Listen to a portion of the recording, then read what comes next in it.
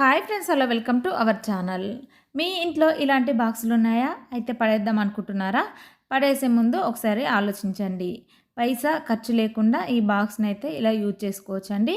ఎలా చేసుకోవచ్చో నేనైతే ఇప్పుడు చూపిస్తాను. ఈ బాక్స్ను తీసుకొని దీన్నైతే కట్టర్తో ఇలా 3 సైడ్స్ కట్ చేసుకోవాలి. ఇలాంటి బాక్సులే కాదండి, టీ పౌడర్కి వచ్చే బాక్సులైనా, బిస్కెట్ బాక్స్ అయినా, మనం ఏదైనా బుక్ చేసినప్పుడు వచ్చే అట్టపెట్టెలైనా కూడా మనం చాలా యూజ్ చేసుకోవచ్చండి.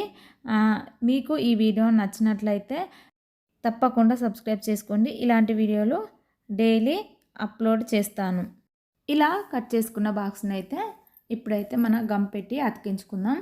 గమ్ అయితే కొద్దిగా ఎక్కువనే పడుతుందండి. చూడండి, ఇక్కడ సైడ్స్కు అతికించుకోవాలి. అతికించిన తర్వాత ఇంకో సైడ్ కూడా అలాగే గమ్ పెట్టి అతికించుకోవాలండి.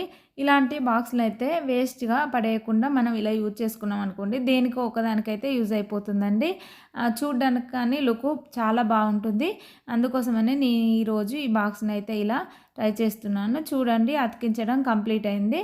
కంప్లీట్ అయిన తర్వాత ఈ బాక్స్లోనైతే నేనైతే కొన్ని రకాల వస్తువులను అయితే పెట్టేసుకున్నాను.